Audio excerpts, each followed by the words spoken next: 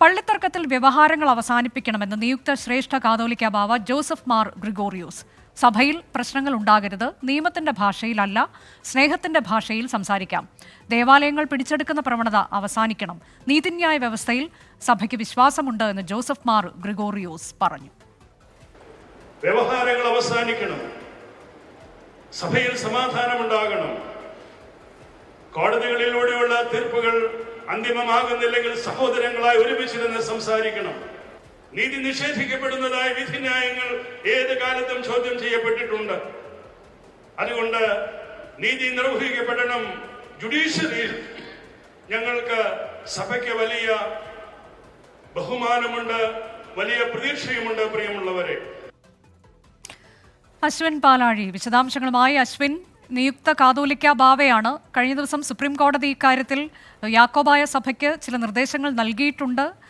ഇപ്പോൾ എന്താണ് നിയുക്ത കാതോലിക്ക ബാവയുടെ ഇക്കാര്യത്തിലുള്ള നിലപാട്? ഒരു സംസാരം, അതായത് ഒരു സൗഹൃദ സംഭാഷണത്തിലൂടെ, സമവായത്തിലൂടെ ഈ പ്രശ്നങ്ങൾ അവസാനിപ്പിക്കണം എന്നതാണോ?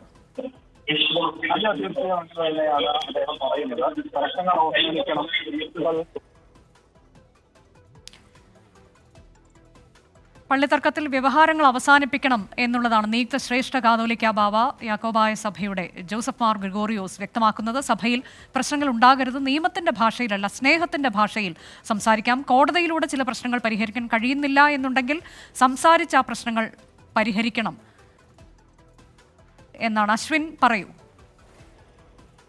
എന്തായാലും സഭയിലെ പ്രശ്നങ്ങൾ അവസാനിക്കണം. ഒപ്പം ഇതുമായി ബന്ധപ്പെട്ട തർക്കങ്ങൾ അവസാനിച്ച് കേസുമായി മുന്നോട്ട് പോകാതെ വ്യവഹാരങ്ങളിൽ സമാധാനപൂർവമായ പരിഹാരമാണ് അദ്ദേഹം മുന്നോട്ട് വെക്കുന്നത്. സഭയുടെ അസ്തിത്വം നഷ്ടപ്പെടാത്ത രീതിയിൽ പരിഹാരത്തിന് വഴി തെളിയണമെന്ന് കൂടി പറയുന്നുണ്ട്. കഴിഞ്ഞ ദിവസമെല്ലാം ഇതുമായി ബന്ധപ്പെട്ട ചർച്ചകളും നടന്നതാണ്. ഇനിയിപ്പോൾ സ്നേഹത്തിന്റെ ഭാഷയിൽ സംസാരിക്കാം എന്നുള്ളതാണ് ബാവ പറയുന്നത്. അതിനുള്ള മാർഗങ്ങളാണ് ഇനി തുറക്കപ്പെടേണ്ടത്.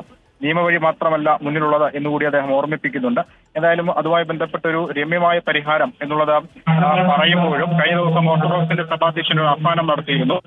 സമാധാനം ഉണ്ടാകണമെന്നാണ് അദ്ദേഹം പറഞ്ഞത്. ആ ആഹ്വാനത്തിൽ ആത്മാർത്ഥതയുണ്ടെങ്കിൽ യാക്കോബായ സഭ അതിനോട് സഹകരിക്കും എന്നുകൂടി ജോസഫ് മാർ ഗ്രിഗോറിയോസ് മെത്രോപ്പൊലീത്ത പറഞ്ഞിട്ടുണ്ട്. അതായത് ഓർത്തഡോക്സ് സഭയുടെ ക്ഷണം കാര്യമായാണ് അത്തരത്തിലുള്ള രമ്യമായ ചർച്ചകൾക്ക് യാക്കോബായ സഭയും മുന്നോട്ട് വരുമെന്നാണ് പറഞ്ഞിരിക്കുന്നത്. അങ്ങനെ ഒരു ചർച്ചയ്ക്ക് വഴി ഒരുങ്ങുമോ എന്നുള്ളതാണ് ഇനി അറിയേണ്ടത്. അനുജ, അതെ, ചർച്ചകൾക്ക് തയ്യാറാണ് എന്നുള്ള തരത്തിലേക്ക് നിയുക്ത കാതോലിക്ക ബാവ ജോസഫ് മാർ ഗ്രിഗോറിയോസിന്റെ ഭാഗത്തുനിന്ന് പ്രഖ്യാപനം.